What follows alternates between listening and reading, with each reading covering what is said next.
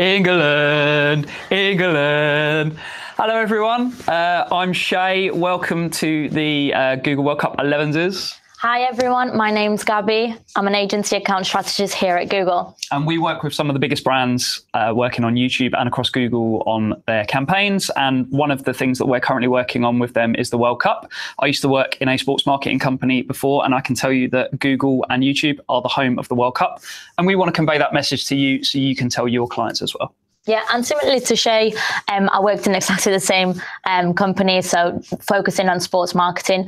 And we hope to bring you some of the insights that we learn over our time there and emphasize why you should be leveraging Google across for your World Cup activations. Now, Gabby, this is a historic episode.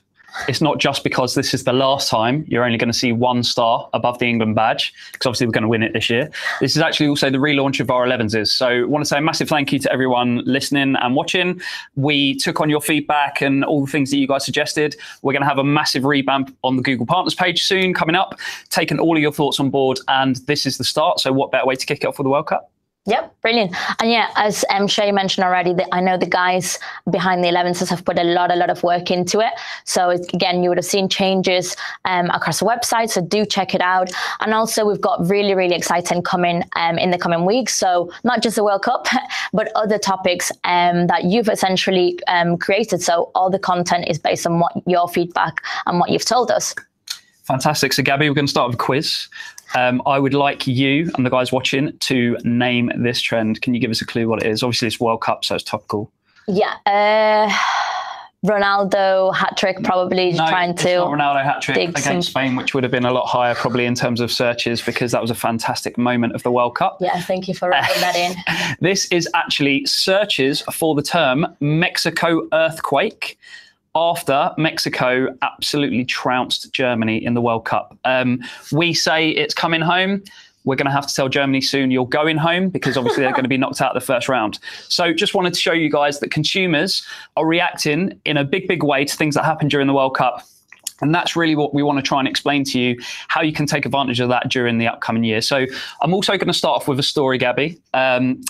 This is how we traditionally watch World Cup back in the day. And I want to tell you about a story of the 2002 World Cup. So the very first game was Senegal versus France. France flying on a high, World Cup winners, the previous World Cup. I know what you're thinking. I look a lot younger than I actually am. It's good moisturizer. I was at an exam during this time, so therefore I couldn't watch the game. There was no way of getting hold of the game. We actually had a payphone in the secondary school where I had my exam, and people were calling in the results because it was done at a different time in Korea and Japan and the World Cup. Senegal went on to win that game 1-0. So the way in which we used to consume the World Cup has drastically changed, and sometimes the way we advertise is not. And that's a massive change to the World Cup we have today. Yep, brilliant, thank you. And moving on to the next. So I know, as Shay mentioned, back in his day, so, when he was a little bit younger and looked different, essentially, reach was scarce and attention was plentiful. There wasn't many ways for advertisers to reach those audiences. And now if we look at the way that technology has evolved, it's changed completely the way that we consume media, we consume entertainment, that even we shop around. Technology has really been at the forefront of that change, and we have everything pretty much off our fingertips. So the reach is it's plentiful, and again, attention is scarce. So I think that poses quite an interesting challenge to advertisers, but as well, we have to see it as an opportunity. So you have more ways to connect with your target audiences. So how do you do that effectively? Brilliant. So moving on to so the pre, during, post game engagement. So again, bringing it back to the World Cup. This is from a study that we commissioned in 2016, and that essentially shows how people consume and what people consume at the different stages of an event. So when we look at before, 54% watch content before a sport event. So that might be commentary, pre-match highlights, or anything as such. If we look at during, so 44% would watch sport or fitness video while watching live sports on TV. So again, think of it double screening. So again, attention span is quite, we can say that it's changed over the recent years, because we can be easily distracted. We have our mobile, and when we can access so much information, and this is a lot, something that we see across sporting events. And then after, we found that 61% say that YouTube is one of the key places they go after major sports or news events. So I know, for example, for me, I've sadly missed the Spanish-Portugal game, and I had to watch all of the recap on the goals on YouTube. So I know this is something that I can relate to. And again, it poses, a great opportunity for advertisers to engage with those people and with the target audience at the right moment. So, as Gabby mentioned, YouTube is absolutely the home. And why is it the home? If you're thinking about when people are consuming this football content, it's created by fans, it's created for fans. This is exactly what you as an advertiser and an agency need to be looking at. Where are fans spending their time? How are they consuming media around it? So actually YouTube's home for this, in terms of traditional content rights as well during the Premier League season. Hints and tips. I mean, how did Lozano score those goals? Those sort of things. That's the sort of thing people are going online to, how-tos, why-tos and things like that. Learning a little bit more about Russia, what's going on in Russia. Unfortunately, we can't be there to watch it. So what's keeping people up at night is all this extra content they're searching for around the match, not just the match itself. And it's not just for people who are absolute maniacs of the World Cup like me. I've set up a World Cup corner at work where I watch all the games. It's actually for people who are at all stages of engagement with the World Cup. So even people who have never watched the World Cup before, who are really, really getting into it. And that's because it's a huge cultural moment. It's something that the world stops for. If you were to go out in London around a game time, it's probably going to be a bit dead because everyone's in pubs or at home watching the World Cup. So this is really, really important. Trying to get where people are going to be on Google and on YouTube and searching for things around the World Cup, that's the most important thing. And that's reflected in the way that we have seen our YouTube views growing around football content. So we have 139% growth in YouTube views, and that's a 70% growth in YouTube views between the World Cup 2014 and Euro 2016. And we're going to do a study after the World Cup to actually see how much video views that increased between 2016 and 2018. But this has just shown you that this is the trend and this is where fans are going. And that's actually reflected in what we as YouTube and as Google are investing. We're investing in original content. So here's something that if you haven't checked out already on YouTube, check it out. It's really, really funny. It's Jack Whitehall during training days. That's an original YouTube content that we filmed and we've produced. And it's something that we've got, lots and lots of famous names involved in. It just shows YouTube and Google in general's commitment to sport, because we know that's where fans are. Yep. Thank you. And if you're sitting there and you're thinking, okay, well, I haven't planned anything, I need to get on top of this, you've still got plenty of time. I know we're nearly 2 weeks into the World Cup, but you've still got a few weeks left until the World Cup final match. And then even when we look at as well, looking at a different set of data, we found that there's the sustained growth essentially after the World Cup ends. So that's not it. You still got so much opportunity, not just a post-tournament hype, but also look at the Premier League. So we found that there was sustained views across YouTube for 4 weeks. So again, you have plenty of time. And then as well, if we look at the Premier League, that kicks off in August, mid-August. You'll have, who will be the next new stars? Obviously, the World Cup is a great platform for some of these key players to shine. So who will be the Premier League stars? Or even, looking at other major leagues, La Liga or the French League or anything as such, who will be the big stars? So there'll be a lot of content around that and a lot of excitement amongst audiences and fans. So again, there's plenty of opportunity for you if you haven't started. Brilliant. And then, okay, so you think, brilliant, we've got the insights, the stats. We know that YouTube and Google as a whole play a fundamental role in World Cup activations, but what can you do? How can you be seen during the World Cup? So we really encourage everyone to have a full funnel approach and make sure that you're not neglecting different areas of the funnel. So if we look at the top, your upper funnel activity, so making sure that you're being seen. So whether that's YouTube, lower down display, and even lower down the funnel, you've got programmatic and search. So essentially being there at the key moments and making sure again that you have a full funnel approach working on your branding activity to then essentially have enough people to then make those purchases if you're an advertiser. Yeah, brilliant. So again, we have jotted down some ideas for you guys here. I'm not going to go into them into a great amount of detail here, but essentially this paints a good picture in terms of some of the things that you can be doing. So again, if we look at the upper funnel, you can partner with a YouTube creator to amplify the World Cup campaign message. Again, we have so much content around that already. How can you leverage that? Then if we look lower down the funnel as well, and do and care, is working on your search campaign. So if you think that, okay, YouTube, you might not have the creatives ready in time or something like that, basically there's still so much that you can leverage across search.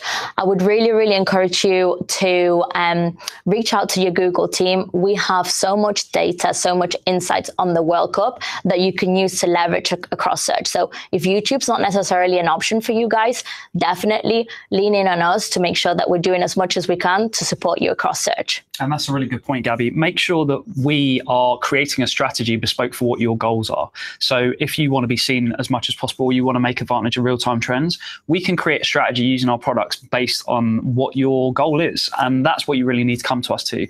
Let us be creative with the strategies that we're going to employ. Yeah, this would vary massively across the advertisers and across your goals. So we wouldn't be able to advise you on a blanket strategy because it would vary. So do let us know and work with us. Awesome. And then finally, another thing that it's really handy and good to leverage across this key time, especially for World Cup brands, is the custom football lineups that we've designed specifically for the World Cup. So whether you want to do custom placements, again, this is across YouTube in particular. So whether you want to do custom placements and target specific domestic clubs, so the big ones like, let's say, Bayern, Real Madrid, etc., to the Champions League clubs and even federations as well. So depending on what your target audience looks like, again, you yourselves, the advertisers, will know them very well. Depends on what they look like and where you think you can find them. You can definitely use this range of placement to find the right people. So Gabby's mentioned already that being there, making sure you're associated with the World Cup is really key. And I just want to give you an example of a couple of brands who use that massively to their advantage. You may not have the millions of the sponsors of the World Cup. You may not have association with the World Cup and be able to use FIFA and World Cup sort of logos, but actually even just having some sort of football creative or targeting a specific football audience can result in success for your brand. So we have some fantastic examples, some brands who did that recently. Pringles had their Pringles campaign. For Pop Noodle, they created a Brazil survival kit. We Buy Any Car created football content that drove a large amount of views. So you don't have to be historically associated with football. You just need to take it on as a cultural trend and don't look at it as a sporting moment. Look at it as something that's actually occurring in the culture at the time. And this is just to show you how a brand can take advantage of their share of voice in the marketplace by creating a World Cup campaign around a key moment. So Walker's, historically the brand leader within the crisp market. Pringles released their Pringles World Cup campaign and just drove share of voice massively. People searching for the campaign itself, people seeing it online. So actually take advantage of cultural trends and run these sort of advertising. Additionally, there are different search trends that we at Google can take advantage of and we can show you. So this graph actually shows how different searches for different verticals have increased in World Cup and Euro years versus non-World Cup and Euro years. So there's a big consumer demand. And we can take all of these insights and present them to your advertisers for you, just to show you that actually this will really fit with your strategy. And here are some different ways of getting involved. All of this stuff will be available afterwards for you. Most importantly, countries that qualify to the higher rounds experience higher growth in search demand. Therefore, I can imagine that the search demand when England get to the World Cup final is just going to be absolutely historically high.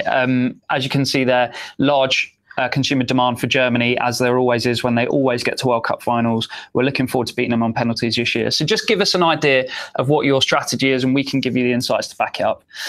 Most importantly, Gabby mentioned about being there during the World Cup, but also take advantage of real-time trends. As a marketeer, you can be really intelligent with the way that things are happening, and Google's the best place to do that. We're the biggest data house in the world, and we can show you where consumers are spending their time. And so this is a really good example of the Suarez bite scandal during the 2014 World Cup. Massive peak in searches for him during 2014 that you can see this is when it happened. And advertisers took advantage of that. You have some wonderfully intelligent creatives here from Snickers, Nando's, and then an Italian pasta brand. Again, not brands that you would necessarily associate with football, but that took advantage of that cultural moment and made sure that they were getting in places that consumers were going to be. I love the one on the right because it was the Italian player who got his shoulder bit, and therefore you've got half a pasta there. So, you know, you don't need to mention the World Cup. You can just take advantage of the real-time trends that are happening. Obviously, when Harry Kane scores a header, you know, you can be right there. So just to give you a bit of an example of that, if you don't have video creative, and we understand that you don't have video creative, not everyone does, Google have produced a resource that allows you to create that copy immediately. So we can take one of your 30-second videos or even longer, and we can cut it down to a more manageable space on YouTube. Also, if you give us static assets, and I'm working with advertisers currently to make this happen, give us static assets and we can animate those assets and we can run them on YouTube. With these brands that use really intelligent messages during real-time trends, what they did is they put them in places that they knew consumers were going to be. And YouTube and Google, as we've already explained, this is where your consumers are going to be. So actually give us the assets, we can create them for you, and we can distribute them on the channel where fans spend their time. Brilliant, thank you. And as well, just to go back to something that Shay mentioned earlier on, when you would have seen the graph around the different, let's call them micro verticals that spike across the World Cup. So you have the likes of your sports equipment, TVs, etc. Again, just to go back to that and think, okay, well, this is a key time for some retailers. If we think, okay, what's happening, let's say 6 months time, we've got the likes of Black Friday, Cyber Monday coming up. You can use the World Cup and all of this additional audience engagement to capture those people, create lists, World Cup lists, for instance, that then you can use on those key moments on Black Friday, Cyber Monday, and Christmas to essentially be able to drive action from the people that have already seen your brand, that they're familiar with them, and they're more likely, hopefully, to make a purchase or make an action on your site. I just wanted to point that out. So, brilliant. So, I mean, we've talked about audiences with the different types of formats and placements that we can adopt during the World Cup. So we think, okay, well, audiences, brands or advertisers, something, you look at your data and you think, okay, well, I can see that I should be targeting males aged 18 to 35. We're quite inclined to go after a specific demographic, sometimes generic, but we really need to dig deep and look at the personality traits. What makes them up? What makes them tick? So this is an example, Brazilian twins.